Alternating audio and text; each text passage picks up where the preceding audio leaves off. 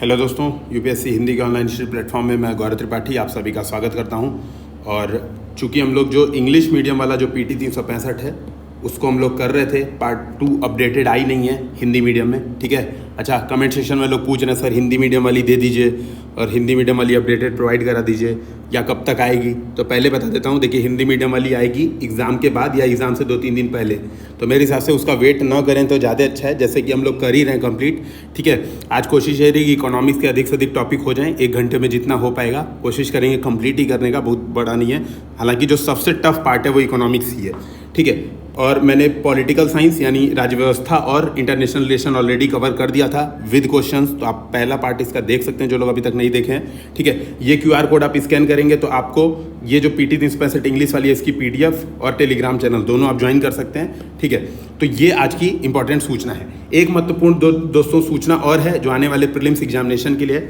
भूर सिंह सर, जो कि आपको पता होगा कि 2019 यूपीएससी में ऑलरेडी सेलेक्टेड हैं, उनके द्वारा रैपिड रिवीजन प्रोग्राम स्टार्ट किया जा रहा है, ठीक है। तो ये बेसिकली यूपीएससी और यूपीपीसीएस दोनों के लिए है, ठीक है। तो मैं पहले आपको थोड़ा सा शॉर्ट में बता देता हूँ। यूपीएससी और यूपीपीसीएस दोनों के लिए चलाया जा रहा है भूर सिंह सर के द्वारा रैपिड रिवीजन प्रोग्राम। बेसिकली वो पूरा शेड्यूल है, वो शेड्यूल आपके साथ अभी डिस्कशन हो जाएगा और टेलीग्राम चैनल पर शेयर भी हो जाएगा।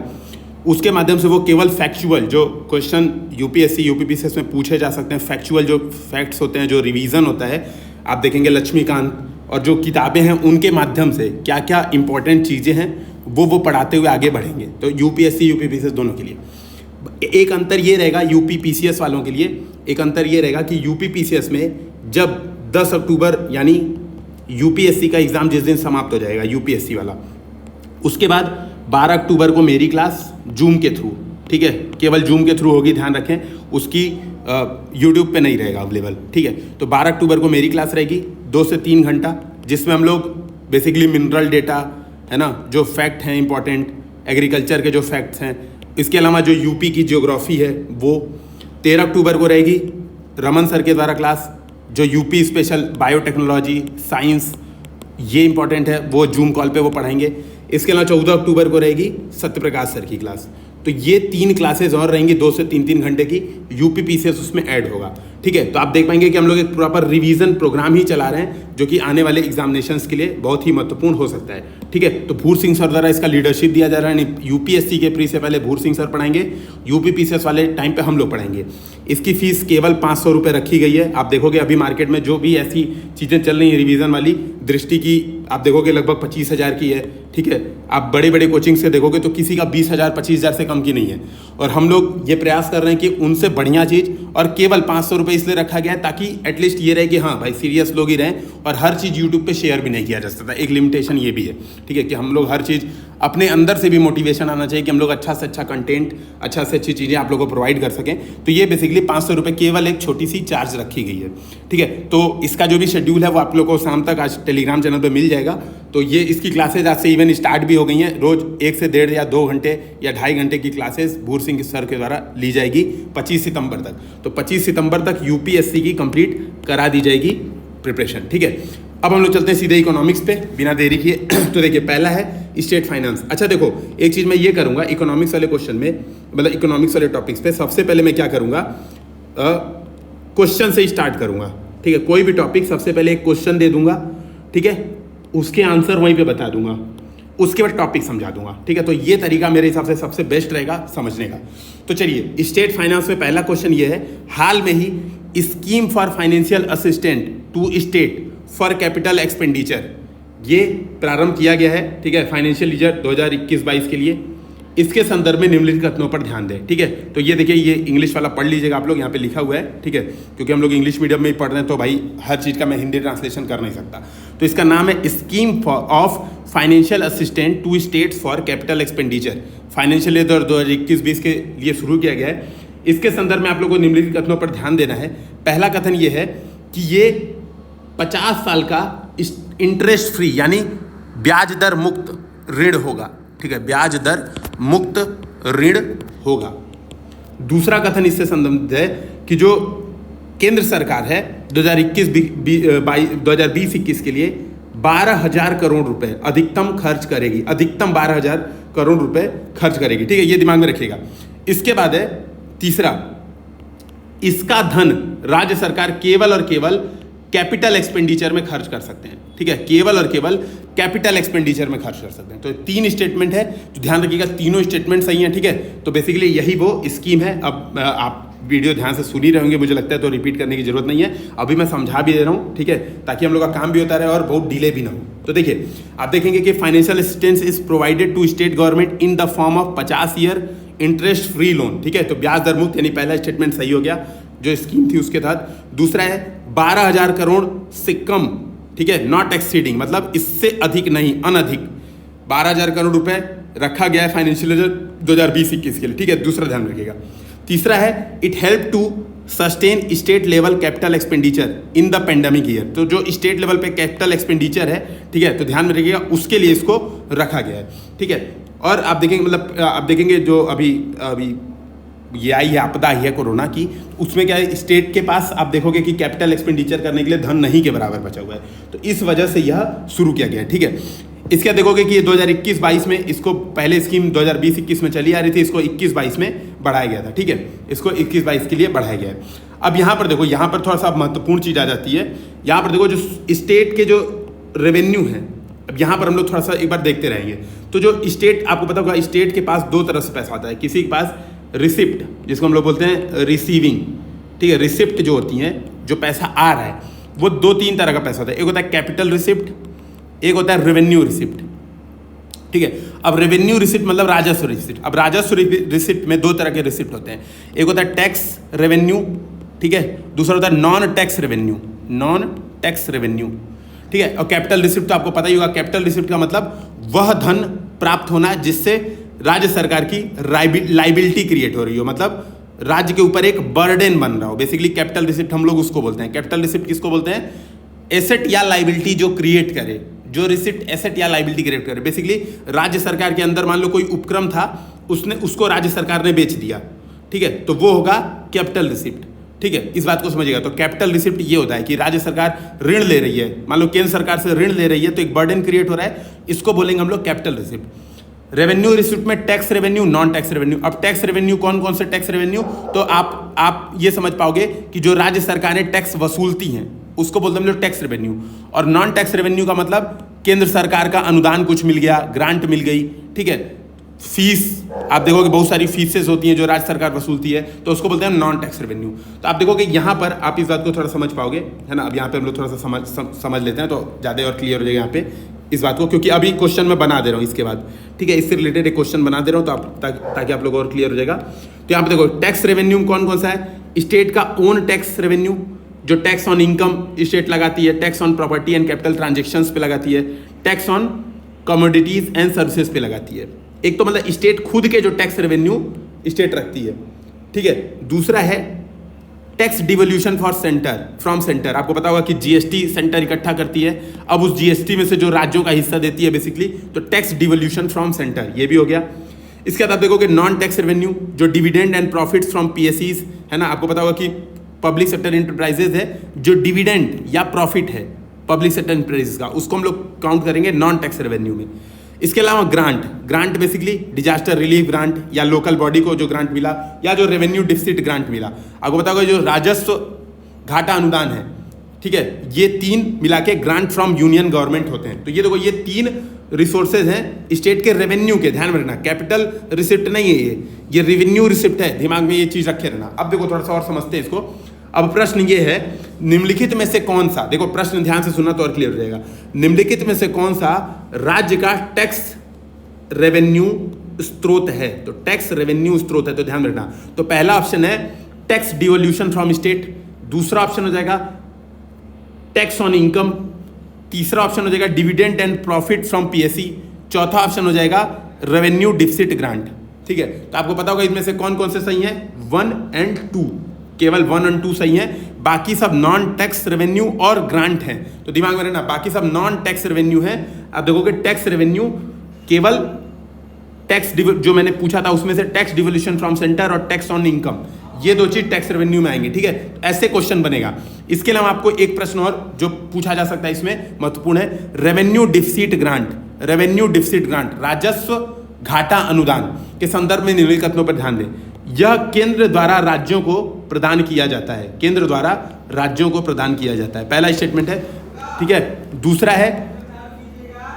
है इसके तहत अनुच्छेद 275, अनुच्छेद भारतीय संविधान का अनुच्छेद 275, जय शोर नहीं करो यहां पे, ठीक है। तो इसके अनुच्छेद 275 के तहत, ठीक है, भारतीय संविधान का अनुच्छेद 275 क्या करता है, राजस्व घाटा अनुदान को प्रशासित करता है। तो आपको बताना इनमें से कौन सा कथन सही है, कौन सा कथन गलत है, जरूर एक बार चेक करिएगा। मेरे अनुसार जो मेरी नॉलेज है दोनों ही कथन सही है, लेकिन जिम्मेदारी आपकी है कि आप एक बार चेक करेंगे, ठीक है, ताकि यहीं से आपका कॉन्सेप्ट भी क्लियर हो जाएगा। तो कमेंट सेक्शन में तुरंत बताएंगे, देखिए कि रेवेन्यू डिफिसिट ग्रांट जो होता है अनुच्छेद 275 के तहत प्रशासित होता है कि नहीं, ठीक है। पहला स्टेटमेंट तो सही है, ये बात तो आपको क्लियर हो ही जाएगी, ठीक है। अब ये बात आपको समझ में आ गया। अब इसमें बताया है कि जो देखो प्री के लिए इतना ही क्वेश्चन था, जो यूपीएससी यूपीपीसीएस के लिए प्री के लिए इतना ही क्वेश्चन था, इससे ज्यादा प्री के लिए कोई क्वेश्चन नहीं था। खासतौर पे यूपीपीसीएस के लिए केवल ये 50 साल वाला सबसे ज्यादा जरूरी था।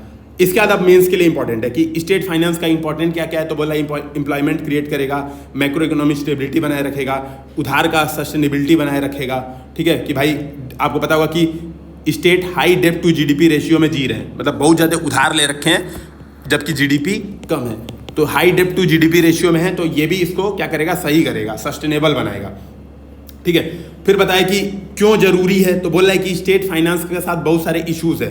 अभी देखोगे जीएसटी के कारण इनका क्या हुआ है, शॉर्टफॉल हुआ है, जो टैक्स कलेक्शन था वो घट गया है, और इसके अलावा पेंडेमिक आई, उसने बहुत सारे समस्या किया, देखो जीएसटी के कारण घट गया है, ठीक है, और पेंडेमिक के कारण घट गया है। फिर आप देखोगे कि जो lowering share of states in divisible pool, ये मैंने आप देखोगे जो अपडेटेड मटेरियल जब पढ़ाया था, अपडेटेड मटेरियल पार्ट 1, वहां पे मैंने इसको समझाया था कि क्या होता है। देखो केंद्र सरकार को वित्त आयोग जो टोटल डिविजिबल पूल होता है, देखो डिविजिबल पूल के तहत, देखो मैं एक बार वापस समझा दे रहा हूं ताकि आपको ये बात समझ में आ जाए, हालांकि मैंने अपडेटेड मटेरियल में समझाया था, कायदे से मुझे समझाना नहीं चाहिए, फिर भी एक बार बता देता हूं।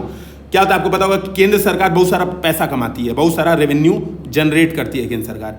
अब इसमें क्या होता है, इसमें कुछ हिस्सा मतलब जो केंद्र जो रेवेन्यू टैक्स रेवेन्यू जो कर का जो इकट्ठा करती है, जो कर इकट्ठा करती है, उसमें से कुछ हिस्सा डिविजिबल पूल के अंदर होता है। डिविजिबल पूल का मतलब ये होता है वह हिस्सा जिसमें उसको राज्यों को बंटवारा करना होता है, राज्यों को पैसा देना होता है। और राज्यों को पैसा कैसे देती है केंद्र, आपको पता होगा कि यह वित्त आयोग की अनुशंसा पर राज्यों को पैसा दी जाती है, ठीक है, इसको बोलते हैं हम लोग डिविजिबल पूल। लेकिन आपको पता होगा कि जो केंद्र सरकार उपकर और अधिभार के तहत जो धन कमाती है वो राज्यों के साथ बंटवारा करना जरूरी नहीं होता है। तो हाल के वर्षों में ऐसा देखा गया केंद्र सरकार इसमें धन बहुत ज्यादा कमा रही है, तो जो कुल पैसा केंद्र सरकार कमा रही है उसका एक हिस्सा जो कि शेयर करना है वो घटते जा रहा है, जबकि ये जो उपकर अधिभार का हिस्सा है केंद्र सरकार बढ़ाते जा रही है, ठीक है। तो आप देखोगे वो शेयर करना नहीं चाहती अपना पैसा, ठीक है। वो एक 3 इडियट में डायलॉग है ना, होता सबके पास है पर देता कोई नहीं, ऐसा वाला। तो ये केंद्र सरकार रखी रहती है लेकिन देती नहीं है, ठीक है, मतलब डायलॉग है, कोई बुरा नहीं मानेगा, है ना, ऐसे ही बता रहा हूँ। याद है मेरे, पता नहीं कैसे दिमाग में मूवीज और गाने ही चलते रहते हैं जब मैं पढ़ाने बैठता हूँ, तो इवन जब पढ़ता हूँ तो भी। खैर कोई बात नहीं। तो ये देखना आप, lowering share of states in divisible pool, ठीक है। तो ये बताया कि ओवर रिलायंस ऑफ, ये बता दिया वही जो मैंने आपको समझाया कि सेस सरचार्ज पे बढ़ रहा है। तो आप देखोगे कि फाइनेंशियल ईयर 2019 में 36.6% था और फाइनेंशियल ईयर 2020 में 32.4% हो गया है, ठीक है। तो ये आप दो चीज देख पाओगे, घट रहा है ना, समझ में आ रही होगी। अच्छा, कमेंट सेक्शन में बता देना कि सर स्पीड स्लो है या फिर तेज है, तो मैं उस हिसाब से एक बार मैनेज कर लूंगा। लेकिन मुझे लग रहा है मैं काम की चीज आपको बताते जा रहा हूँ, समझाते जा रहा हूँ। जहाँ पे ना समझ में आए तो थोड़ा वीडियो पॉज करके एक बार बैक करके आप लोग सुन लोगे दोबारा, तो समझ में आ जाएगा। यहाँ पर थोड़ा सा और 2-4 हम लोग फैक्ट देख लेते हैं ताकि आप लोग का चीजें और क्लियर हो जाएगी। देखो ये तो आप लोग को समझ में आएगा कि rising share of cess and surcharge, जो मैंने आपको बताया कि देखो ये आप देखोगे कि फाइनेंशियल ईयर 2020 में 20% सेस और सरचार्ज का शेयर था, उसके पहले 19% था, उसके पहले 13% था। जो केंद्र सरकार के पास टोटल जो पैसा आ रहा था उसमें आप देखोगे 13% फाइनेंशियल 2018 में, 19 में देखोगे आप 19% और 20 में देखोगे आप 20%। हर साल जितना एज है वही बढ़ते जा रहा है, ठीक है, हर साल बढ़ रहा था। लेकिन 21 में ये मतलब ये रिवाइजिंग एस्टिमेट्स है कि घटा है। अभी फाइनल एस्टिमेट्स जब आएगा तो मे भी बढ़े, लेकिन आप देखोगे पिछले 5 सालों में, देखो आप 5 सालों में लगातार बढ़ा है। 16 से लेके 20 के रिवाइजिंग एस्टिमेट तक, 16 से 20 लगातार सेस और सरचार्ज का हिस्सा बढ़ा है। तो अगर मान लो यूपीएससी क्वेश्चन ऐसा पूछती है कि पिछले 1 दशक में लगातार बढ़ा है, तो दिमाग में रहना पिछले 1 दशक में लगातार नहीं बढ़ा है। देखो बढ़ रहा था फिर घटा भी है, 13.5 15 में था, फिर घट के 12.2 भी आया। लेकिन आप देखोगे एक अगर 5 वर्षों में देखोगे तो बढ़ता हुआ दिख रहा है। लेकिन चीज ध्यान में रखना, जो ये फाइनल एस्टिमेट है मतलब रिवाइज एस्टिमेट है, इसमें घटा हुआ दिख रहा है, ठीक है, इसमें घटा हुआ हिस्सा दिख रहा है, तो है ना। तो ऑप्शन इसी हिसाब से आप ध्यान में रखना कि इस साल जो 2021 का एस्टिमेट है उसमें घटा हुआ दिख रहा है शेयर, सेस एंड सरचार्ज का शेयर। मतलब कुल ऐसा कह रहा है कि 100 रुपया अगर केंद्र सरकार कमा रही है तो इसमें से 19.99 रुपया केंद्र सरकार सेस और सरचार्ज से कमा रही है, और यही हिस्सा घटता बढ़ता ट्रेंड महसूस करा रहा है। तो ये दिमाग में आप लोग रखे रहना, ठीक है, ये ट्रेंड बहुत जरूरी है। और ये बताया है कि जो कंबाइन आउटस्टैंडिंग डेब्ट है राज्य का, वो रिसेंट ईयर में बढ़ता हुआ दिख रहा है। तो सीधी बात है कि बढ़ता हुआ ही दिखेगा। तो आप यहां पर देख पाओगे कि डेब्ट टू जीडीपी रेशियो आप देख पाओगे कि यहां पे लगभग 3.5 3.44 यहाँ पे बताया भी, टू बी प्रिसाइज, है ना। डेब्ट टू जीडीपी रेशियो यहाँ पर परसेंटेज में है, ठीक है। इस बात को आप लोग एक बार रीडिंग कर लेना। ये मतलब फैक्ट यूपीएससी के लिए मत पूछ, देखो यूपी पीसीएस में ये वाला फैक्ट पूछने की उनकी औकात नहीं है। तो जो लोग यूपीएससी वाले हैं वो ये वाला फैक्ट नहीं, ट्रेंड समझ लें, ट्रेंड पूछ सकता है, ठीक है। आप देखोगे यहां पर भी, आप देखो average share in total revenue receipt, राज्यों का जो टोटल रेवेन्यू रिसिप्ट में शेयर आप देखोगे, स्टेट के ओन टैक्स रेवेन्यू आप देखोगे 2010-15 के दशक में 51% था, लेकिन 15 से 20 के दशक में यह 2010 और 15 के दशक से घट गया है, ठीक है। सॉरी, मतलब समय से घट गया, मतलब जो 5 साल था 10-15 का, उसमें राज्य 51 रुपया, 100 रुपये में से 51 रुपया खुद के टैक्स रेवेन्यू से कमाते थे, अभी 45 रुपये ही कमा रहे हैं, ठीक है। सेंट्रल टैक्स में शेयर बढ़ा है, आप देखोगे पहले 22 था, अब बढ़ के 27 हो गया है, ठीक है। ये बात देखना, 22 से 27 हो गया है, ठीक है। नॉन टैक्स रेवेन्यू आप देखोगे पहले 9 था, अब घट के 8 हो गया है, ठीक है। तो इस बात को बस दिमाग में रखना, सेंटर का ग्रांट भी बढ़ा है, हर चीज बढ़ी है, बस नॉन टैक्स रेवेन्यू ये चीज तो बहुत महत्वपूर्ण जाती है। बाकी आप लोग को याद रहे मत रहे, ये याद रख लेना, नॉन टैक्स रेवेन्यू घटा है, जो स्टेट का नॉन टैक्स रेवेन्यू है उसका शेयर कुल रेवेन्यू रिसिप्ट में घट गया है, ठीक है। तो ये दिमाग आपको रखना होगा, बाकी तो काम की चीज हो गई, मतलब इसमें और कुछ है नहीं। अब इसमें बोला है कि steps taken to state finance in the wake of कोविड-19, क्या क्या किया गया है, ठीक है। तो ये हम लोग कुछ स्टेप्स देख लेते हैं, ठीक है। तो देखो सेंटर ने क्या किया है, उधारी जो लिमिट है उसको क्या किया है 5% तक बोल दिया है कि ठीक है आप एक काम करो 5% तक, जो स्टेट के जीडीपी है, मान लो ग्रॉस स्टेट डोमेस्टिक प्रोडक्ट 100 रुपया है, तो आप क्या कर सकते हो 5 रुपया उधार ले सकते हो। पहले क्या था, ये 3 रुपया ही था, अभी मतलब वर्तमान में 3 रुपया था, 5 रुपया गवर्नमेंट कर दी है। अब अच्छा ये 5 रुपया सबके लिए नहीं की है, वो डिपेंड करता है कुछ क्राइटेरिया पे, ठीक है, ये समझोगे। जैसे reform undertaken by the states including universalization of one nation one ration card. तो जो राज्य आप देखोगे, ठीक है, जो राज्य one nation one ration card सही से लागू करेंगे वो 3.5% ले सकते हैं। ईज ऑफ डूइंग बिजनेस और पावर डिस्ट्रीब्यूशन रिफॉर्म, जैसे आपको पता होगा उदय स्कीम, तो जो ये लोग लगा रहे हैं, है ना, ये सब जो स्टेप्स लागू करेगा वो क्या कर सकता है, मतलब जो काम करेगा सेंटर के द्वारा बताया हुआ जो काम करेगा, तो वो 3% का वर्तमान लिमिट को क्रॉस करके 5% तक भी लोन ले सकता है, ठीक है। तो ये बात समझना। इसके बाद आरबीआई ने क्या की है, ओवरड्राफ्ट फैसिलिटीज बढ़ा दी है, ठीक है। ओवरड्राफ्ट फैसिलिटीज स्टेट्स के लिए इंक्रीज की है, थोड़ा सा अच्छी की है। देखोगे यहाँ पर लिखा हुआ है, accordingly the maximum number of days of overdraft in a quarter is being increase from 36 to 50 days and the number of consecutive day of overdraft from 14 से 21 डेज। देखो कुछ नहीं है, ऐसे समझ लो, कह रहा है कि जो एक क्वार्टर में 90 दिन होता है, तो ओवरड्राफ्ट का मतलब ये होता है कि आरबीआई के पास आप जमा किए 100 रुपया और इससे ले रहे हो 150 रुपये खर्च कर दिए, तो ये 50 रुपया जो होता है वो आपका होता है ओवरड्राफ्ट, है ना, ओडी बोलते हैं इसको। तो 50 रुपये आपका ओवरड्राफ्ट हो गया। तो बोल रहा है कि ये क्या कहते हैं 50 दिन तक, एक क्वार्टर में 90 दिन होते हैं, 3 3 का 9, ठीक है, 90 दिन में 50 दिन तक आप ओवरड्राफ्ट यूज कर सकते हो। पहले क्या था, ये 90 दिन नहीं था, पहले ये था 36 दिन, अब बोला है 50 दिन तक यूज कर सकते हो। अच्छा, इस 50 दिन में भी लगातार आप 21 दिन तक यूज कर सकते हो। जैसे मान लो जैसे मान लो यूपी गवर्नमेंट है, अब योगी जी क्या किए, कुछ खर्चा वर्चा कर दिए तो ओवरड्राफ्ट हो गया, 100 रुपये जमा किए थे योगी जी आरबीआई के पास, अब 114 रुपया खर्चा कर दिए तो 14 रुपया हो गया ओवरड्राफ्ट। ठीक है, अब क्या था, पहले 14 दिन के अंदर इसको पेमेंट करना पड़ता था। ठीक है, कंसिक्यूटिव 14 दिन के अंदर पेमेंट करना पड़ता था। और ऐसा योगी जी क्या कर सकते थे, 2 बार ले सकते थे, मतलब 2 से 3 बार पूरे क्वार्टर में, एक मतलब 90 दिन का जो सेशन है, मतलब 3 महीने का जो सेशन है, उसमें योगी जी 3 बार ऐसे ओवरड्राफ्ट कर सकते थे। अब क्या है, अब इसको आप देखोगे ये 21 दिन लगातार ओवरड्राफ्ट रख सकते हैं और 50 दिन तक, ओवरऑल 50 दिन, मतलब 21 दिन वाला 2 बार और 1 बार फिर क्या करेंगे 8 दिन तक भी ओवरड्राफ्ट और रख सकते हैं। ठीक है, तो बेसिकली ये समझने का है, मेरे हिसाब से ये पूछेगा नहीं, बस समझने के लिए था तो समझा दिया।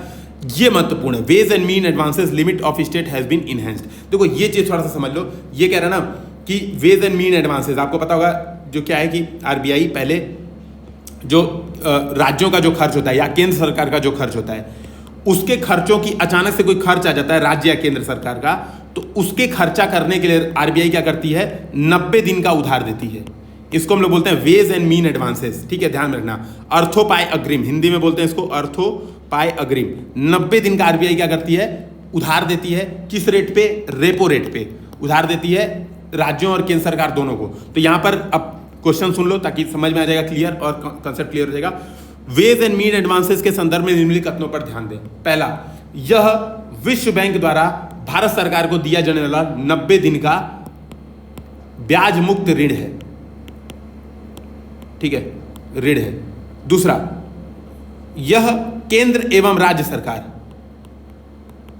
यह भारत को यहां पे, ठीक है, यह दूसरा स्टेटमेंट, केंद्र एवं राज्य सरकार दोनों को उपलब्ध है, केंद्र एवं राज्य सरकार दोनों को उपलब्ध है। तो ध्यान रखना, दूसरा स्टेटमेंट सही है, केंद्र एवं राज्य सरकार दोनों को उपलब्ध है, लेकिन वर्ल्ड बैंक नहीं, आरबीआई देता है। दूसरी बात, ब्याज मुक्त नहीं देता है, रेपो रेट पर देता है। ठीक है, तो वेज एंड मीन एडवांस 90 दिन का ऋण क्या है, ब्याज मुक्त नहीं है, रेपो रेट पे है। ठीक है, हाँ, एक महत्वपूर्ण सुनिए है कि गोरखपुर में वो जो रामगढ़ताल है वहाँ पे घड़ियाल देखने को मिला है, तो अभी हम लोग भागेंगे घड़ियाल देखने कि भाई कहाँ है, कैसा होता है घड़ियाल। हालांकि चिड़ियाघर गए थे एक दिन तो देख के आए थे वहाँ घड़ियाल, लेकिन टाइम पास करने का अपना ही मज़ा है, खास करके जब एग्जाम सिर पे हो तो टाइम पास करने में मज़ा आता ही है। तो हम लोग का ये हो गया कंप्लीट। ठीक है, आप देखोगे ये वाला हम लोग का कंप्लीट हो गया। जो पहला पॉइंट था भाई, इस पर ही 20 मिनट लग गया। आप सोचो कितना समझाना होता है चीज़ों को, है ना। जल्दी जल्दी ख़त्म करते हैं, अभी लगभग 40 मिनट और क्लासेस चलाते हैं, 6-10 तक कोशिश करेंगे, है ना। यहाँ पे टाइम भी आपको बगल में दिख रहा होगा, 5:31 PM हो रहा है अभी। ठीक है, जब मैं वीडियो रिकॉर्ड कर रहा हूँ, और लगभग 8 बजे तक आप मान के चलो आप लोग लाइव देख रहे होगे। Direct monetisation of the fiscal deficit. ठीक है, अगला जो हमारा टॉपिक है direct monetisation of the fiscal deficit. अब देखो थोड़ा सा चीज़ें समझ लेते हैं। पहली बात थोड़ा सा समझो, क्या होता है आरबीआई, मान लो फिस्कल डिफिसिट है। फिस्कल डिफिसिट आपको पता होगा, फिस्कल डिफिसिट क्या होता है, जो घाटा होता है। मान लो आप ऐसे समझ लो, टोटल इनकम जो हुई और टोटल रिसिप्ट, यानी जो रिसिप्ट इकट्ठा हुआ, इसके बीच का जो डिफरेंस है, इसको हम लोग बोलते हैं फिस्कल डिफिसिट। ठीक है, राजकोषीय घाटा। ठीक है, इसको हम लोग बोलते हैं राजकोषीय घाटा। अब क्या होता है, राजकोषीय घाटा होता है तो आपको पता होगा भारत सरकार ऋण लेती है, राजकोषीय घाटा की पूर्ति के लिए भारत सरकार ऋण लेती है।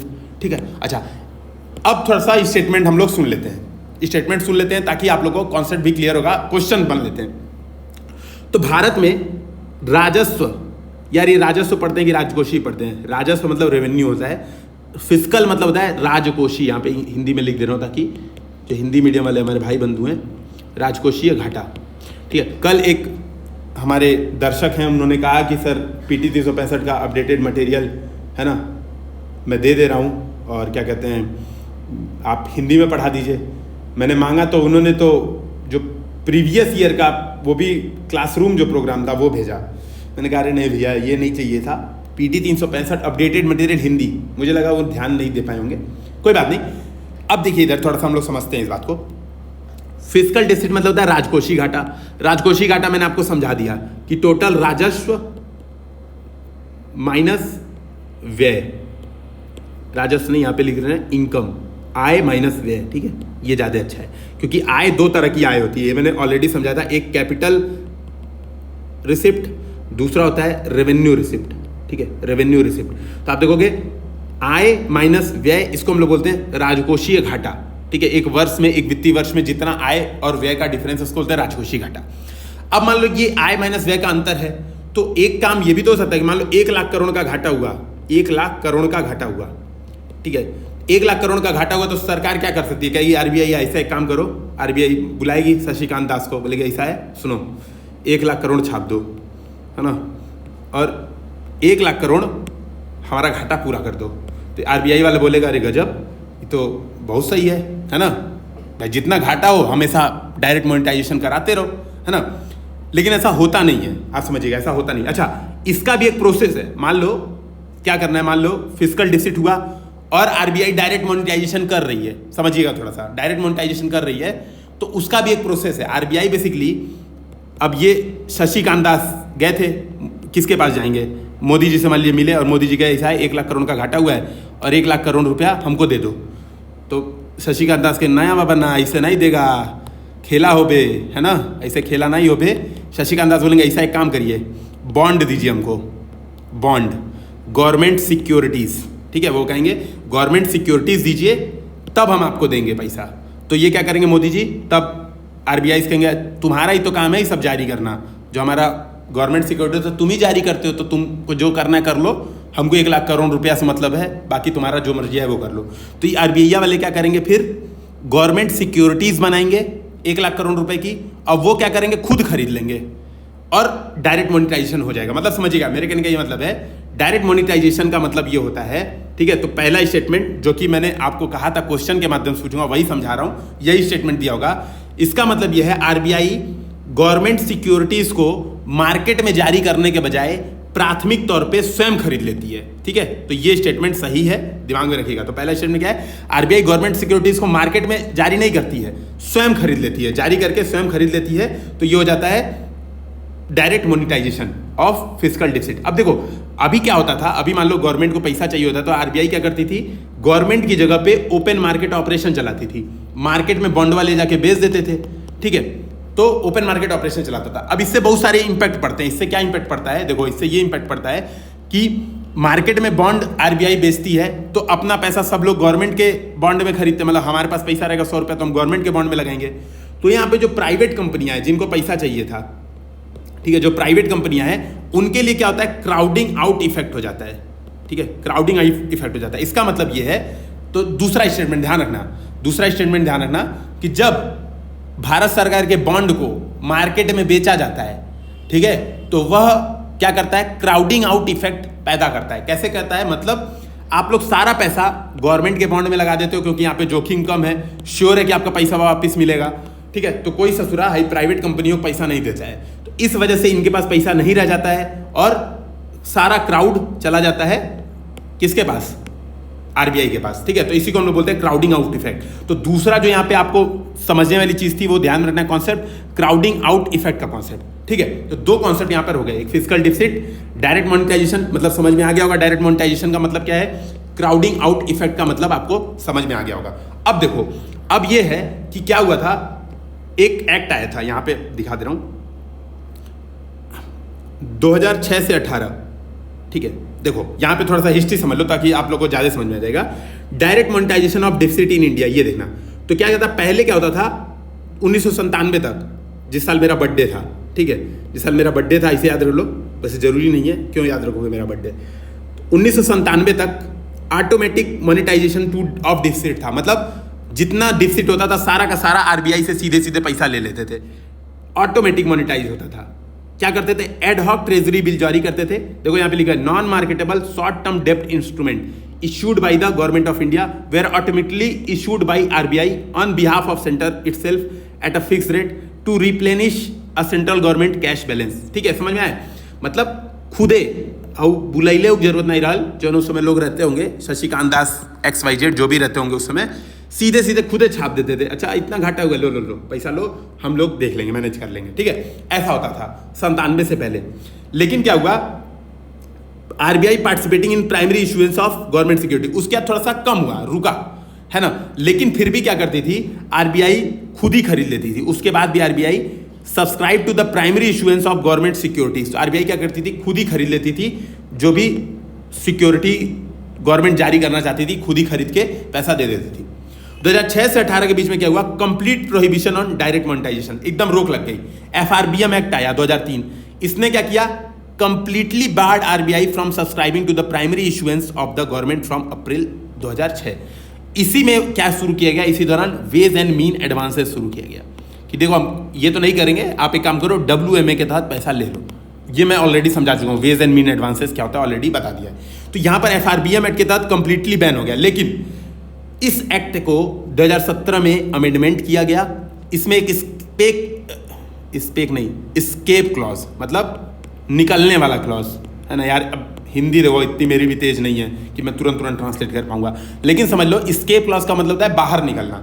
निकलने वाला क्लॉज एक डाला गया जो कि कुछ कंडीशंस पे, जैसे आपदा आ गई है ना, या फिर एग्रीकल्चर एकदम भयानक खराब हो गया, या राष्ट्रीय सुरक्षा की बात हो गई, तो कुछ बेसिस पे क्या करता है, डायरेक्ट मोनेटाइजेशन अलाउ करता है। तो देखो बीच में एकदम अलाउड नहीं था, फिर एफआरबीएम एक्ट में 17 में संशोधित किया गया और 0.5% 0.5% का स्केप क्लॉज यहां पर दिया गया है। अब इसको समझना है आपको, ये दिया गया है। अब क्वेश्चन ये पूछेगा, भारत में एफआरबीएम एक्ट के तहत, ठीक है, स्टेटमेंट दे देगा यूपीएससी में। यूपी पीसीएस की यार औकात नहीं है कि इतना घुस के, हमको मुझे लगता है कि यार उनके जो लोग होते हैं पेपर बनाने वाले, वही पता नहीं इतना ढंग से चीज़ों को जानते होंगे कि नहीं जानते होंगे। खैर किसी को बेइज्जती नहीं करना है मुझे, और इसके लिए माफ़ी। अभी कई लोग भड़क जाएंगे, गालियाँ देंगे, लेकिन मेरे लिए तो बढ़िया है ना, भड़के गालियाँ दे तो कम से कम वायरल होगा, है ना।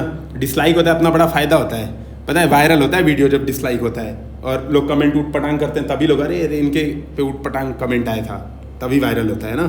तो देखो इधर एफआरबीएम एक्ट के तहत, ये समझिएगा, एफआरबीएम एक्ट के तहत सेंट्रल गवर्नमेंट को कंप्लीटली डायरेक्ट मोनेटाइजेशन पर रोक है। आपको बताना है स्टेटमेंट सही है या गलत है, ठीक है, ये आपको बताना है। तो ध्यान में रखना है स्टेटमेंट गलत है। क्यों? अभी स्केप क्लॉज एक है, कंप्लीटली बार्ड नहीं है, बार्ड है स्पेशल।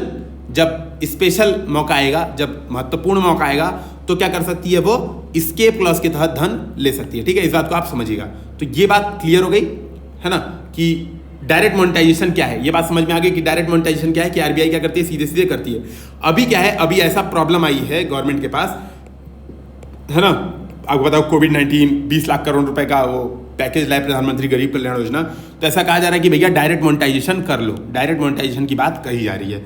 उसी पे ये डिबेट है, उसी पे डिबेट है। वही सब बताया कि 9.3% अब जीडीपी हो गया है डेफिसिट, है ना, तो बहुत ज़्यादा हो गया है, मतलब, है ना। और कोविड-19 ने इकोनॉमिक स्लो डाउन लाया है। फिर इसका बताया है कि डायरेक्ट मोनेटाइजेशन का फ़ायदा क्या क्या है ना। बताया कि क्यों डायरेक्ट मोनेटाइजेशन की बात की जा रही है, ताकि आप पैसा लगा सकते हो। सीधी बात है, गवर्नमेंट को पैसा रहेगा तो वो खर्चा कर सकती है, सब्सिडी दे सकती है, लोगों को अकोमोडेट कर सकती है। आपको पता होगा बहुत सारे जो सेक्टर्स हैं, जैसे ऑटोमोबाइल सेक्टर है, वो क्या कर रहा है, वो मांग रहा है कि यार पैसा दो, हमको पैकेज चाहिए, राहत पैकेज चाहिए। तो ये सब यहाँ पर बताया कि मेंटेनिंग फाइनेंशियल स्टेबिलिटी, ये भी मैंने बता दिया कि डायरेक्ट मोनेटाइजेशन से क्या होता है, वो क्राउडिंग आउट इफेक्ट नहीं होता है, क्योंकि सीधे आरबीआई खरीद ले रही है, तो मार्केट में नहीं जा रही है गवर्नमेंट सिक्योरिटी। तो जो प्राइवेट कंपनीज हैं उनके लिए क्या होता है, वो भी लोन आराम से मार्केट से उठा सकते हैं, तो क्राउडिंग इफेक्ट से बच जाती है गवर्नमेंट, ठीक है। तो ये मैंने ऑलरेडी आपको बता दिया। Infusion of liquidity, keeping interest rate low, सीधी बात है, डायरेक्ट मोनेटाइजेशन होगा तो इंटरेस्ट रेट कम होगा, ठीक है, क्योंकि मार्केट में बिकेगी नहीं। गवर्नमेंट सिक्योरिटीज मार्केट में आएंगी तब इंटरेस्ट रेट बढ़ जाएगा, सीधी बात है ना। तो मार्केट में आ नहीं रही है, सीधे आरबीआई खरीद ले रहा है, तो इंटरेस्ट रेट कम हो जा रहा है। उसके बाद उसकी कुछ समस्याएं बताया कि इन्फ्लेशन बढ़ जाएगा, भाई मार्केट में पैसा आएगा तो इन्फ्लेशन बढ़ जाएगा, आरबीआई की क्रेडिबिलिटी घट जाएगी। सही बात है भाई, कभी मन करे वो कर दे रहे हैं। मे हर्ट फिस्कल प्रूडेंस, जो वित्तीय अनुशासन है, बेसिकली जो राजकोषीय अनुशासन है, उसको हर्ट करेगा। सही बात है, गवर्नमेंट जब मन करेगा तब भी कहेगी डायरेक्ट मोनेटाइजेशन कर लो। फिस्कल डोमिनेंस, फिस्कल डोमिनेंस का मतलब एक आपको पता होगा, एक मॉनिटरी पॉलिसी होती है, एक होता है आपका फिस्कल पॉलिसी। तो मॉनिटरी पॉलिसी क्या करती है, मुद्रास्फीति को नियंत्रित रखती है और आर्थिक विकास सुनिश्चित करती है मुद्रास्फीति को नियंत्रित करके। ये करता है सेंट्रल बैंक, ध्यान रखना। मॉनिटरी पॉलिसी पे कंट्रोल है सेंट्रल बैंक यानी आरबीआई का, लेकिन फिस्कल पॉलिसी पे कंट्रोल है वित्त मंत्रालय, या फिर हम कह सकते हैं केंद्र सरकार का। अब क्या होता है, जब डायरेक्ट मोनेटाइजेशन होता है तो आप देखोगे फिस्कल पॉलिसी डोमिनेट कर जा रही है मॉनिटरी पॉलिसी को, मतलब सब बात ये फिस्कल पॉलिसी इसकी मानी जा रही है, तो इसी को बोलते हैं हम लोग फिस्कल डोमिनेंस, ठीक है। अंदर पढ़ लेना इंग्लिश में क्या क्या लिखा है भाई, मैं भी मतलब इसको रीड करके समझाने से अच्छा है पढ़ते रहो आप लोग यहाँ पे देख देख के, और मैं आपको समझाते जा रहा हूँ, ठीक है। तो फिस्कल डोमिनेंस ये सब उसको बताया है। डेप्रिसिएशन ऑफ करेंसी, सीधी बात है भाई, पैसा आ जाएगा तो डेप्रिशिएट हो जाएगा।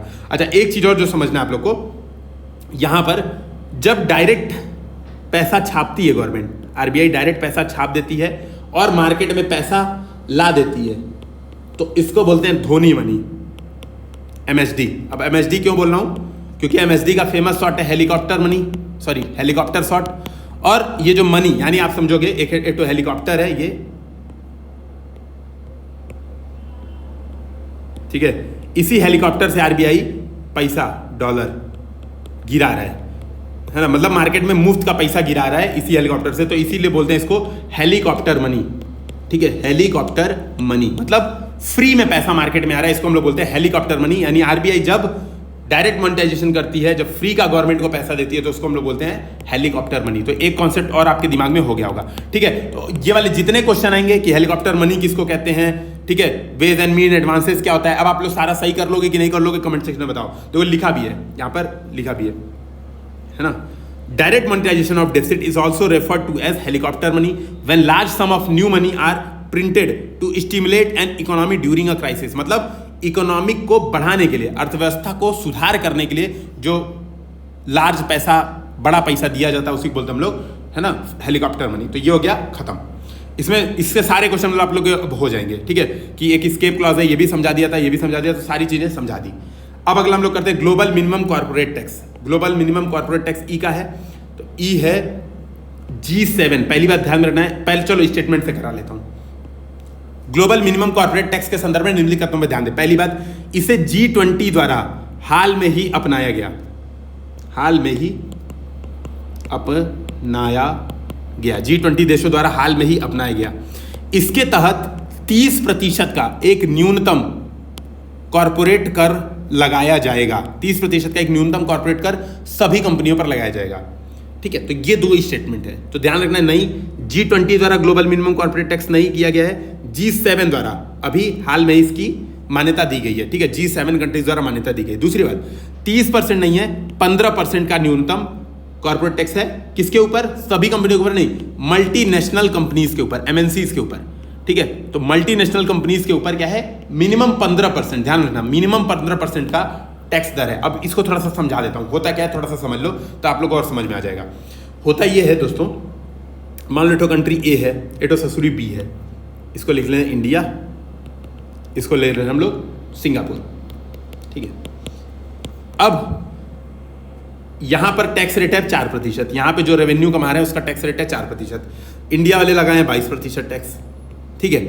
अब क्या होता है, मान लो यहां पर एक कंपनी है गूगल, तो गूगल क्या करेगी, रजिस्टर यहां हो जाएगी, खुद को रजिस्टर यहां कर लेगी, सारा बिजनेस करेगी इंडिया में, तो पैसा खूब यहां से कमाएगी जम के, लेकिन पैसा दिखाएगी क्योंकि मल्टीनेशनल कंपनी है, तो पैसा दिखा देगी कि हम तो कमाए हैं सिंगापुर में, और सिंगापुर में क्या करेगी, 4% दे देगी, जो टैक्स है वो 4% दे देगी, और भारत में 22% टैक्स बचा ले जाएगी, ठीक है। इसी प्रोसेस को बेसिकली हम लोग बोलते हैं। देखो अब थोड़ा सा हम लोग कॉन्सेप्ट भी समझते जाते हैं, चीजों को और समझते जाते हैं। तो ये गूगलवा जो क्या कर रहा है, यहाँ के प्रॉफिट को शिफ्ट कहां पे कर रहा है, सिंगापुर में शिफ्ट कर रहा है।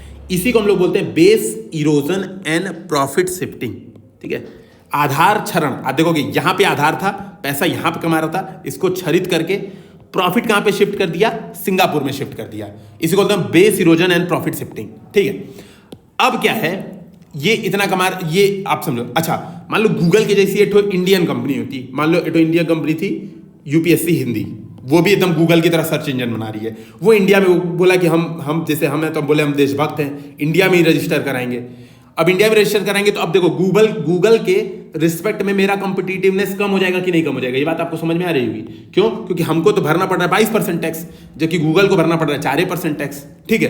तो कॉम्पिटिटिवनेस भी भारत की कंपनियों की कम हो जाएगी, ये बात समझ में आ गई। इसी के लिए क्या हुआ कि जो G7 देश हैं, इन्होंने कहा कि चलो एक काम करते हैं, ग्लोबल मिनिमम टैक्स रख लेते हैं। ग्लोबल मिनिमम टैक्स मतलब 15% का एक टैक्स मिनिमम फिक्स कर देते हैं, ठीक है, 15% का टैक्स एक फिक्स कर देते हैं। अब क्या है, मान लो यहां पर ये रजिस्टर करा रही है, यहां पे 4% टैक्स दे रही है, ठीक है। अब इस ससुरा गूगल का करेगा, जो 11% बचल का है वो इंडिया में जमा करेगा। टोटल इसको मिनिमम 15% टैक्स भरना है, तो 4% तो इस कंट्री का टैक्स हुआ, बाकी 11% वह ए में जमा करेगा। तो इसको बोलते हैं लोग ग्लोबल मिनिमम टैक्स का कॉन्सेप्ट। अच्छा ये बात समझ में आ गई। तो पहला स्टेटमेंट गलत था, दूसरा स्टेटमेंट भी गलत था, ये बात समझ में आ गई होगी। तीसरा स्टेटमेंट ये है इसी को बोला गया है कार्बिस बे डिक्लेरेशन। तो ये भी बहुत महत्वपूर्ण है, किसके लिए? यूपीपीसीएस के लिए। देखो यूपीपीसीएस वाले उतना बड़ा बड़ा चीज, देखो यूपीपीसीएस में क्वेश्चन क्या बन सकता है, पहले सुन लो। एक स्टेटमेंट पूछेगा, हाल में ही ग्लोबल मिनिमम टैक्स का कॉन्सेप्ट किसके द्वारा अपनाया गया? तो ध्यान रखना, ऑप्शन देगा G7, G20, तीसरा ऑप्शन तालिबान, है ना, और चौथा ऑप्शन क्या दे देगा? OECD, ये दे देगा। ठीक है, तो आपको ध्यान रखना इसका सही आंसर होगा G7, ग्लोबल मिनिमम टैक्स द्वारा अपनाया गया। दूसरी बात बोलेगा, हाल में चर्चा मेरा कार्बिस बे डिक्लेरेशन, ये किसका है? ये भी सेम ऑप्शन दे देगा यूपीपीसीएस में। तो ध्यान रखना G7 का है कार्बिस बे डिक्लेरेशन। इसमें बहुत सारा काम किया गया, कार्बिस बे डिक्लेरेशन एक बार देख लीजिए, है ना। देखो ये मैंने समझा दिया, ग्लोबल मिनिमम कॉर्पोरेट टैक्स कैसे वर्क करता है ये मैंने समझा दिया है।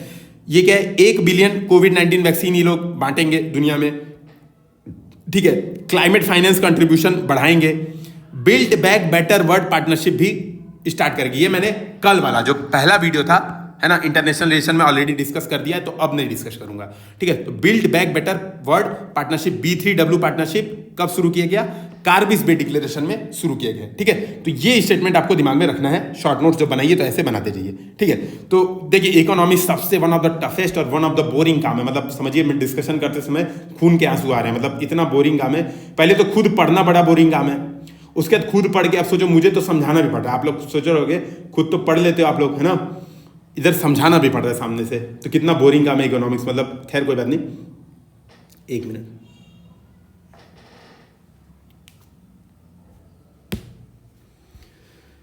ठीक है, हाँ, तो ये हो गया, आप लोग समझ जाएगा कि G7 कंप्लीट हो गया। ग्लोबल मिनिमम टैक्स भी समझा दिया। ठीक है, इसको, है ना, गूगल, अमेजन, फेसबुक, कई बार इसको गाफा टैक्स भी बोलते हैं, यही सब है, गाफा वाफा सब चीज सही है।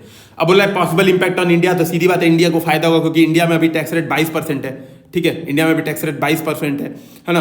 तो अभी क्या कि बहुत कंट्रीज ऐसी हैं जो 0% टैक्स लगाती हैं, इवन बहुत सारी कंट्रीज ऐसी हैं जो 0% टैक्स लगाती हैं। इनको बोलते हैं लोग टैक्स हेवंस बोलते हैं। तो यहाँ पर ये क्या होगा, ये लोग अब क्या होगा कि भाई 15% इंडिया में टैक्स भरेंगे मिनिमम।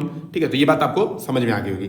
ठीक है, तो additional tax impose on large multinational company, देखो यहाँ पर एक बार देख के बता ही दे रहा हूँ, है ना, ताकि आप लोगों को लगे कि सही है। Profit contribute different billion. ठीक है, with the global minimum tax country A would top up the tax and collect another 5%। ठीक है, वही चीज़ समझाई थी, मतलब जो चीज़ समझाई थी वही सही है। मैंने उल्टा अलग एग्जाम्पल दिया था, बेसिकली इसमें अलग एग्जाम्पल दिया है। ठीक है, फिर बता रहे हैं कि इंडिया में इतना टैक्स लॉस होता है, उसको देख लीजिएगा, मेंस के लिए इंपॉर्टेंट है, प्री के लिए इंपॉर्टेंट नहीं है। ठीक है ना, चाहे तो एक बार चाहिए तो आप एक बार देख लीजिएगा, है ना, बाकी इसके बाद कोई काम का नहीं है इसमें। फिर ग्लोबल मिनिमम कॉर्पोरेट टैक्स की जरूरत को बताया है, तो आपको पता ही होगा, है ना, जरूरत समझाई थी। अब इसमें एक चीज और ध्यान रखना, OECD and global minimum tax का क्या चक्कर है। तो देखो, जो मैंने शुरू में सुना था base erosion and profit shifting, समझाया था ना।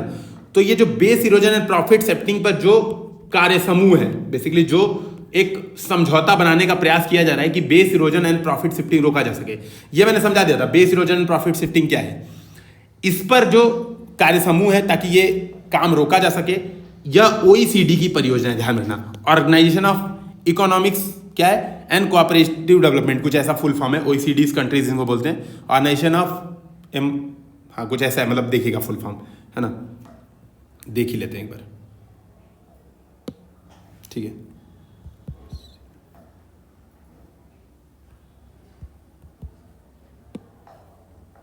ओह सॉरी, नेट चल नहीं रहा है, तो कोई बात नहीं। ठीक है, तो इसको देख लियो, OECD का फुल फॉर्म देख के कमेंट सेक्शन में बता दीजिएगा यार, सबसे इजी रहेगा।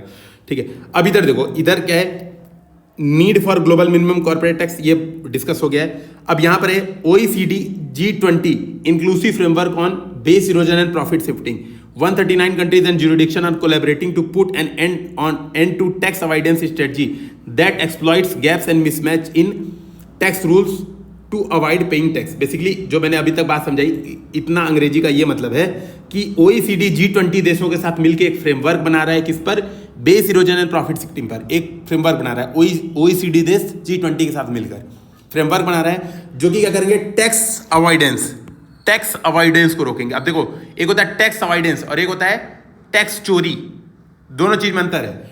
टैक्स अवॉइडेंस क्या है, देखो ये विधिक रूप से गलत चीज नहीं है, ध्यान रखना, कानूनी रूप से ये गलत चीज नहीं है। इसमें ये होता है कि कंट्री में जो टैक्स के रूल, मान लो कंट्री ए है और कंट्री बी है, तो कंट्री ए के जो कानून है क्योंकि भाई पता होगा आप लोग, ये जो बड़ी बड़ी कंपनियां इनके पास बहुत पैसा होता है, तो बहुत पैसा होता है तो बड़े बड़े सीए रखती हैं। अब सीए का काम है चोरी सिखाना, तो ये क्या करते हैं सीए लोग, चोरी सिखा देते हैं। अच्छा कोई सीए होगा तो बुरा मत मान जाना, ऐसा माना जाता है, अब आप लोग नहीं सिखाते होंगे तो सॉरी, है ना। ऐसा माना जाता है कि सीए कुल क्या करते हैं, चोरी सिखा देते हैं। अभी चोरी क्या करते हैं, इस ये जो कंपनी ए का जो कानून है, इस कानून में जो लूप होल्स हैं, जो कमियां हैं, जो लूप होल्स हैं, उसका फायदा उठा के क्या करते हैं, अपना प्रॉफिट बी में शिफ्ट कर देते हैं।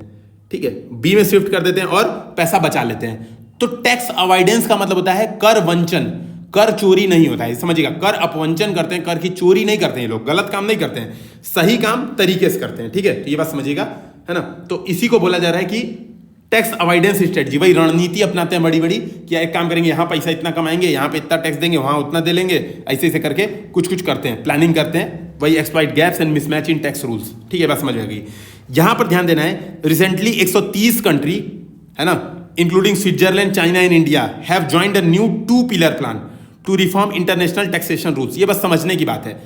2 पिलर क्या प्लान है, ये बात समझिएगा। 2 पिलर का प्लान है ताकि बेस इरोजन और प्रॉफिट शिफ्टिंग रोकी जा सके। 2 पिलर का प्लान है।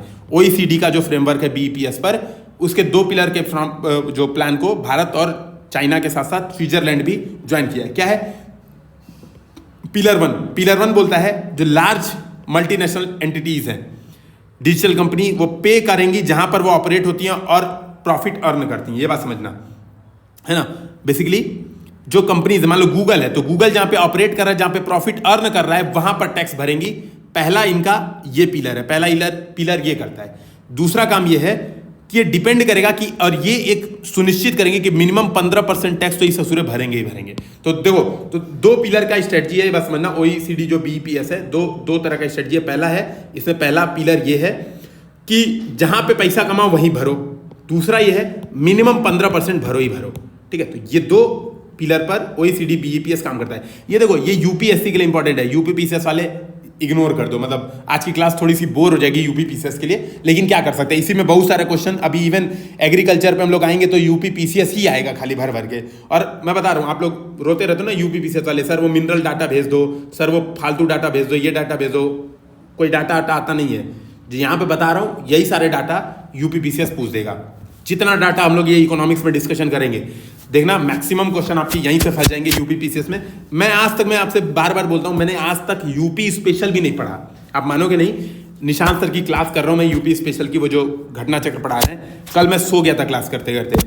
ठीक है, तो मैंने आज तक यूपी स्पेशल भी नहीं पढ़ा, लेकिन हर बार यूपीपीसीएस हो जा रहा है। कारण यही है कि पढ़ने का तरीका अलग होता है। आप लोग फील कर पा रहे होगे, जो लोग ये वीडियो देख रहे हैं इतने दिन से, वो लोग फील कर पा रहे होंगे कि किस तरीके से हम लोग अब पढ़ रहे हैं, और ये पीटी 365 आप लोग किस तरीके से पढ़ते थे। ठीक है, एक कॉन्सेप्ट आता है सिग्निफिकेंट इकोनॉमिक प्रेजेंस का। सिग्निफिकेंट इकोनॉमिक प्रेजेंस का मतलब, कोई कंपनी है भारत में काम कर रही है, तो भारत में काम कर रही है, तो कब उसको सिग्निफिकेंट इकोनॉमिक प्रेजेंस माना जाएगा कि हाँ भाई, एक मतलब एक आप कह सकते हैं कि व्यापक उपस्थिति है। मतलब मान लो एक बार ऐसा हुआ, मान लो कंपनी एक्स कंपनी है, वो क्या कि भारत में काम की, एक दिन आई काम करके 1 लाख रुपया कमा के चली गई, उसके बाद कब वही पे नहीं की, तो इसको सिग्निफिकेंट इकोनॉमिक प्रेजेंस नहीं मानेंगे। एक तो थ्रेशोल्ड रखा गया कि एक कंपनी है वो इतना काम करेगी, ठीक है, इतना काम करेगी, तो उसको माना जाएगा कि वो भारत में सिग्निफिकेंट इकोनॉमिक प्रेजेंस रखती है। और जब सिग्निफिकेंट इकोनॉमिक प्रेजेंस रखती है तो भारत में टैक्स देगी। ठीक है, दिमाग रहना, तो भारत में टैक्स देगी। सिग्निफिकेंट इकोनॉमिक प्रेजेंस नहीं है तो भारत में टैक्स देने की जरूरत नहीं है, लेकिन सिग्निफिकेंट इकोनॉमिक प्रेजेंस है तो भारत में टैक्स देगी। अब ये कौन डिसाइड करता है, ये डिसाइड करता है इनकम टैक्स डिपार्टमेंट, किसको बोलेंगे सिग्निफिकेंट इकोनॉमिक प्रेजेंस। तो उसने कहा कि 2 थ्रेशोल्ड होंगे, 1 अप्रैल 2022 से लागू होगा। ठीक है, तो ये देखो क्वेश्चन के स्टेटमेंट है सीधे सीधे, 1 अप्रैल 2022 से लागू होगा। 2 थ्रेशोल्ड रखेगा, एक है थ्रेशोल्ड ट्रांजेक्शन थ्रेशोल्ड, मतलब कोई नॉन रेजिडेंट कंपनी जिसका रेवेन्यू 2 करोड़ से अधिक है, ठीक है, गुड सर्विस या प्रॉपर्टी किसी भी रिलेशन में अगर 2 करोड़ से रेवेन्यू अधिक है तो उसको बोला जाएगा सिग्निफिकेंट इकोनॉमिक प्रेजेंस। दूसरा यूजर थ्रेशोल्ड, मतलब कोई भी कंपनी जो भारत में काम कर रही है और लगातार लगभग 3 लाख लोगों से अधिक यूजर हैं उसके, तो उसको बोलेंगे सिग्निफिकेंट इकोनॉमिक प्रेजेंस। तो आपको पता होगा गूगल फेसबुक सबके 3 लाख से अधिक यूजर है, इस सब ससुरे सिग्निफिकेंट इकोनॉमिक प्रेजेंस में आएंगे। तो ये क्या करेंगे, टैक्स भरेंगे कितना, 2% नहीं, क्या लिखा है, इक्विलाइजेशन लेवी 6% था, है ना, 6% इक्विलाइजेशन लेवी था। और ई कॉमर्स कंपनियों को भी यह 2% के दर से लगाया गया था इक्विलाइजेशन लेवी। ठीक है, अच्छा इक्विलाइजेशन लेवी क्या था वो मैंने अपडेटेड पार्ट 1 में डिटेल में पढ़ाया हुआ था, उसको आप लोग देखिएगा एक बार। ठीक है, अगला हम लोग कर लेते हैं, आज का लास्ट टॉपिक कर लेते हैं। ठीक है, कि रहने ही दें इसको, आरबीआई सरप्लस ट्रांसफर, इसको अगले टाइम में डिस्कस करके इसको कर लेते हैं। ठीक है, ये वाला डिस्कस कर लेते हैं, है ना, माइक्रो फाइनेंस वाला ये आखिरी टॉपिक डिस्कशन कर लेते हैं। तो बैंकिंग एंड मॉनेटरी पॉलिसी में आज हम लोग कितने पेज तक हुए? आज 7 पेज ही हम लोग पढ़ पाए, कोई बात नहीं, नेक्स्ट वीडियो भले से 1 से 2 घंटे यही देखे, इकोनॉमिक्स ही अब लोड है, बस इकोनॉमिक्स वाला जो है ये चैप्टर यही लोड है। इसके बाद तो मतलब यूं खत्म हो जाएगा, मतलब यही सबसे बड़ा लोड था और मतलब सबसे डर लग रहा था इसी को पढ़ाने में कि पढ़ाऊं कि ना पढ़ाऊं, क्योंकि मेरा बहुत टाइम लगा, मतलब लिटरली बहुत टाइम और एफर्ट इसमें लगा है। ठीक है, तो अब आप लोगों का काम है कि लाइक शेयर सब्सक्राइब जरूर करेंगे, भले से खराब लगा हो तो भी, है ना, लाइक शेयर सब्सक्राइब कर देंगे, क्योंकि यार मेहनत तो बहुत लग गई। तो आरबीआई ने क्या किया, एक प्रपोज किया है new regulatory regime for micro finance with uniform set of guidelines for all lenders. थोड़ा सा बैकग्राउंड समझा देता हूं तो समझ में आएगा। पहली बात तो ये देखो, आरबीआई ने किया है प्रपोज, तो ध्यान में रखना है आरबीआई किसको प्रपोज कर रहा है? ठीक है, सेबी को प्रपोज नहीं कर रहा है। आरबीआई क्या कर रहा है, देखो ऑप्शन ये दे देगा कि हाल में माइक्रो फाइनेंस के लिए रेगुलेटरी रिजाइम का जो गाइडलाइंस है वह किसने, निम्नलिखित में से किसने प्रपोज किया है? तो ध्यान रखना, सेबी नहीं है, इरडाई नहीं है, आरबीआई है। ठीक है, तो सही आंसर हो जाएगा आरबीआई, ये दिमाग में रखना। ये क्वेश्चन पहला यूपी पीसीएस में सीधे बन सकता है। अब थोड़ा सा इसमें समझते हैं। एक आपको पता होगा, एक आई थी Andhra Pradesh crisis, micro finance institution के लिए आंध्र प्रदेश क्राइसिस आई थी। ठीक है, आंध्र प्रदेश में क्या हुआ था, ये जो माइक्रो फाइनेंस इंस्टीट्यूशन था भारत में एक रिवोल्यूशन की तरह आया, बहुत सारे लोन दिए। ठीक है, आंध्र प्रदेश में बहुत सारे किसानों को लोन दिए। अब क्या किया, किसानों को लोन दिए और इस ससुरे क्या करा दिए, किसानों का इंश्योरेंस भी करा दिए। ठीक है, इंश्योरेंस भी करा दिए। अब जब मान लो किसान पैसा नहीं भर पा रहे थे तो कह रहे थे ऐसा है तुम सुसाइड कर लो, इसको समझाते थे, काम करो सुसाइड कर लो, दबाव डालते थे, सुसाइड कर लोगे तो जो इंश्योरेंस का पैसा होगा उससे लोन भर जाएगा। तो ये आंध्र प्रदेश की इसको क्राइसिस बोलते हैं, बहुत खतरनाक है थी, बहुत सारे किसान इकट्ठे मर गए थे, गूगल पे आप इसको सर्च करके देख सकते हैं। ठीक है, तो इसके कारण क्या हुआ कि पता चला कि भाई भारत में जो माइक्रो फाइनेंस इंस्टीट्यूशन है वो एक क्राइसिस है, मतलब एक क्राइसिस की तरह से आया है। लोन जो बांटा है अंधाधुंध आंख बंद करके लोन जो बांटा गया है उससे क्या कि बहुत नुकसान भी हुआ है अर्थव्यवस्था को। तो एक तो पहला ये कारण था। दूसरा कारण ये था कि आपको पता होगा कि भारत में जो माइक्रो फाइनेंस है ना, जो माइक्रो फाइनेंस है, माइक्रो फाइनेंस का मतलब ये होता है बहुत छोटे लोन। अभी उसकी डिफिनीशन हम लोग देखेंगे, छोटे लोन होते हैं माइक्रो फाइनेंस का मतलब। ठीक है, अभी एग्जैक्ट डिफिनीशन देखेंगे और ये काम का भी है आपके कि माइक्रो फाइनेंस एग्जैक्टली किसको कहते हैं। तो यहाँ पर ये समझना, ये जो छोटे लोन होते हैं ये एक स्पेशल माइक्रो फाइनेंस इंस्टीट्यूशन होते हैं, ये भी देते हैं, साथ में बड़े बैंक्स भी देते हैं, जो बड़े बैंक्स हैं वो भी देते हैं। तो आपको पता होगा जो लेंडिंग कैपेबिलिटी बड़े बैंक्स की है वो अत्यधिक है छोटे ये माइक्रो फाइनेंस इंस्टीट्यूशन से, तो ये हमेशा इससे मात भी खा जाते हैं। तो जो इनका इकोसिस्टम है माइक्रो फाइनेंस इंस्टीट्यूशन का, इनका इकोसिस्टम बड़े बैंकों के सामने टिक नहीं पाता है। ठीक है, क्योंकि ये जो माइक्रो फाइनेंस इंस्टीट्यूशन है बेसिकली ये बड़े बैंकों से ही पैसा लेकर क्या करते हैं, लेंडिंग करते हैं, उधार देते हैं। तो आप देखोगे कि बैंकों के सामने टिक नहीं पाते हैं, और बैंकों के सामने क्योंकि हित का टकराव हो जाता है ना, भाई बैंक खुद भी इनको ऋण दे रहा है और इनको भी ऋण दे रहा है, जो कि इनको ऋण दे रहे हैं मान लो किसानों को, है ना। तो आप देखोगे कि इसकी वजह से माइक्रो फाइनेंस जो इंस्टीट्यूशंस हैं वो काफी प्रॉब्लम में है। तो आरबीआई ने क्या किया, एक गाइडलाइंस लाई है ताकि कुछ कुछ अच्छा करा जा सके। अब देखो core feature of micro finance पहले हम लोग देख लेते हैं।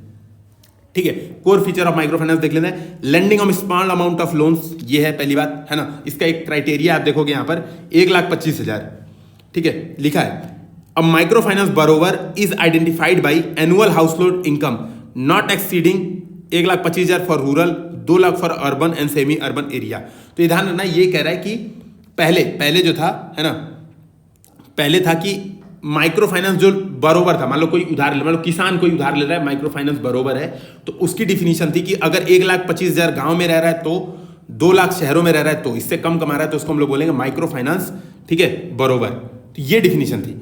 आप देखो कि यहां पर क्या है कि जो माइक्रो फाइनेंस लोन दे रहे हैं वो लो इनकम ग्रुप को देते हैं विदाउट कोलेटरल। ये सबसे इंपॉर्टेंट है, स्टेटमेंट ऐसे ही दे देगा कि भारत में माइक्रो फाइनेंस के कोर फीचर पर निम्नलिखित कथनों पर ध्यान दें। तो यह लोन विदाउट कोलेटरल दिए जाते हैं। तो मैंने चूंकि ये स्टेटमेंट गलत किया था, ध्यान में मुझे लगा यार कोलेटरल तो लेते ही होंगे, ऐसे थोड़ा ना लोन देते बांटते चलेंगे। तो ध्यान रखना विदाउट कोलेटरल होता है, तो ये आपको दिमाग में रखना होगा। ठीक है, भारत में देखो cooperative banks, micro finance institution, NBFC, schedule bank, सब के सब माइक्रो फाइनेंस करते हैं। ठीक है, तो ये आप देख पाओगे। इसमें क्या है, मेंस के लिए एक इंपॉर्टेंट फैक्ट आप चाहो तो ध्यान में रख सकते हो कि भारत में 1 लाख करोड़, लगभग 1 करोड़ एसएचजी को credit outstanding SHG bank linkage programme जो कि नाबार्ड के द्वारा शुरू किया गया था, इसके तहत मिला है। ठीक है, तो ये बेसिकली मेंस के लिए इंपॉर्टेंट है, प्री के लिए इंपॉर्टेंट नहीं है। ठीक है, प्री के लिए इंपॉर्टेंट नहीं है, मेंस के लिए इंपॉर्टेंट है। इसमें जो महत्वपूर्ण बात है, देखो माइक्रो फाइनेंस के आपको ये समझेगा कोर फीचर्स क्या होता है माइक्रो फाइनेंस के, माइक्रो फाइनेंस होता क्या है, कौन गाइडलाइन जारी किया, ये है। इसमें जो महत्वपूर्ण बात है थोड़ा सा हम लोग ये देख लेते हैं क्या है। ठीक है, एक तो पहले ये है, पहले ये समझ लो आप लोग, ये एक कमेटी बनी और ये बहुत इंपॉर्टेंट है, आपको पता होगा, ये ध्यान में रखना है, ये यूपीपीसीएस के लिए इंपॉर्टेंट है। ठीक है, माइक्रो फाइनेंस इंस्टीट्यूशन, मैंने आपको बताया था एक क्राइसिस आई थी, देखो ये बताया था मैंने, Andhra Pradesh micro finance crisis 2010 में आई थी, मैंने ऑलरेडी आपको बताया। इस क्राइसिस के बाद आरबीआई ने क्या किया, एक कमेटी बना दी कि चलो भाई बताओ कि क्या क्राइसिस आई है, क्यों, कारण क्या रहा, ये सब बताओ। तो वाईएच मालेगम समिति बनी। तो ये ध्यान में रखना, वो वाईएच मालेगम समिति किस चीज से संबंधित है, माइक्रो फाइनेंस इंस्टीट्यूशन संबंधित है। इसने बताया 2011 में एक रेगुलेटरी फ्रेमवर्क बताया, बोला कि एक नॉन बैंकिंग फाइनेंस कंपनी जो माइक्रो फाइनेंस इंस्टीट्यूशन होगा उसका डिफिनीशन बताया। तो डिफिनीशन क्या है, बोला ये नॉन डिपॉजिटिंग टेकिंग एनबीएफसी होगी, मतलब ये पैसा जमा नहीं करा सकते, है ना। जो माइक्रो फाइनेंस एनबीएफसी किसको बोलेंगे, MFI micro finance institutions, NBFC किसको बोलेंगे, जो कि पैसा जमा नहीं करेंगे। दूसरा, 5 करोड़ रुपया का नेट ओन्ड फंड होगा इनके पास कम से कम। तीसरा, 85% जो, ठीक है, एसेट होंगे वो क्वालिफाइंग एसेट के कैटेगरी में होंगे, तब इसको बोला जाएगा क्या, एनबीएफसी माइक्रो फाइनेंस इंस्टीट्यूशन। ये यूपीएससी के लिए इंपॉर्टेंट है, यूपीपीसीएस के लिए इंपॉर्टेंट नहीं है। ठीक है, दिमाग में रखना। दूसरी बात आप देखोगे, ईस्ट और नॉर्थ ईस्ट में सबसे ज्यादा पैसे का डिस्ट्रीब्यूशन किया गया है, तो एक महत्वपूर्ण फैक्ट ये है। ठीक है, इसके बाद अब आरबीआई ने क्या किया, रूल बनाया। अब तक मैंने आपको शुरू में ही बताया था कि आपको पता होगा कि बैंक भी लोन देते, देखो यहां पर समझ लो, है ना, यहां से आपको समझ जाएगा। एनबीएफसी जो माइक्रो फाइनेंस इंस्टीट्यूशन है, असल में क्या हो रहा है ना, इंग्लिश से हिंदी में ट्रांसलेट करने में थोड़ा थोड़ा मेरा भी अटक रहा है, थोड़ा सा रास्ता, मतलब बोलने में थोड़ा सा हिचकिचाहट हो रही है। खैर कोई बात नहीं। देखो माइक्रो फाइनेंस इंस्टीट्यूशन को बैंक्स भी लोन दे रहे हैं, स्मॉल फाइनेंस बैंक भी लोन दे रहे हैं, एनबीएफसी भी लोन दे रही है, अदर्स लोग भी लोन दे रहे हैं, एनबीएफसी एनएफआईज भी लोन दे रहे हैं। लेकिन आपको पता होगा एनबीएफसी एनएफआईज जो केवल इसी के लिए बने हैं, माइक्रो फाइनेंस इंस्टीट्यूशंस के लिए ही बने हैं, बैंक, एसएफबी, एनबीएफसी, इन लोगों से कंपैरिजन में अंतर पड़ता है। मतलब इनके लिए रेगुलेशन अलग चलता है और इनके लिए रेगुलेशन अलग है। इनके लिए मतलब कोई रेगुलेशन नहीं था और इन्हीं के लिए रेगुलेशन था, तो इन लोगों को नुकसान हो रहा था। ठीक है, इन लोगों को नुकसान होता था, जो एनएफआईज थी उन लोगों को नुकसान हो रहा था। तो आप देखो कि पहले क्या था, एनबीएफसी एनएफआईज के लिए एक रेगुलेटरी फ्रेमवर्क था। अभी क्या किया गया है, चेंज करके रेगुलेटरी फ्रेमवर्क सभी जो रेगुलेटेड एंटिटीज हैं, सभी मतलब बैंक, स्मॉल फाइनेंस बैंक, सभी के लिए वो चीज एक्सटेंड कर दिया गया, वो दायरा सभी के लिए एक्सटेंड कर दिया गया है। ठीक है, ये दायरा सभी के लिए एक्सटेंड कर दिया गया है। बस एक चीज आपको ध्यान रखनी है, जो नया है, जो नया दायरा है, उसमें सबसे महत्वपूर्ण बात यह है, यहां पर लिखा होगा कहीं, कि उतना ही उधार दिया जाएगा। लेंडिंग इंस्टीट्यूशंस इंश्योर ये करना पड़ेगा कि एक हाउस होल्ड को अधिक से अधिक 50% ऑफ उसका इनकम ही ईएमआई दे पाएगा वो, बस ये इंश्योर करना होगा। तो ये दिमाग में रखना, बस ये सबसे इंपॉर्टेंट इसका जो फ्रेमवर्क है, इसका जो कह सकते हो फैक्ट है कि वो अधिक से अधिक 50% ही अपने कुल इनकम का क्या कर सकता है, ईएमआई में भर सकता है। इसके अलावा आप पढ़ लेना, कोई महत्वपूर्ण चीज नहीं है। ठीक है, इसमें कोई महत्वपूर्ण चीज नहीं, बाकी सब चीज हटा दिया गया। ठीक है, अब हम लोग क्या करेंगे, अगली बार आरबीआई का सरप्लस ट्रांसफर, आपको पता होगा इसके लिए विमल जलान समिति बनी थी, इसको डिस्कशन करेंगे। दोस्तों जिसको वो ज्वाइन करना है, ठीक है, उसकी क्लासेस शुरू हो गई ऑलरेडी। ठीक है, जो मैं आपको बता रहा हूँ, जो भूर सिंह सर के द्वारा जो चलाई जा रही है रैपिड रिवीजन प्रोग्राम, उसकी क्लासेस आज से ऑलरेडी शुरू हो गई है। ठीक है, तो बहुत कम समय था हमारे लिए, हमारे पास, तो इसीलिए हम लोग ने बहुत डिले नहीं किया उसको। तो जिसको ज्वाइन करना है 1-2 दिन बाद भी ज्वाइन कर लीजिए, लेकिन कर लीजिए। ठीक है, और यूपी के लिए मैंने आपको ऑलरेडी बताया कि मैं, सत्यप्रकाश सर और रमन सर, हम लोग 2-2, 3-3 घंटे की, यानी 10 घंटे एक्स्ट्रा क्लासेस यूपी स्पेशल के हम लोग इसी पैसे में, कोई एक्स्ट्रा पैसा नहीं आपसे चार्ज किया जाएगा, हम लोग इसमें आप लोगों को करवाएंगे। ठीक है, तो इसी के साथ विदा लेता हूं। जय हिंद, जय भारत, फिर मिलते हैं।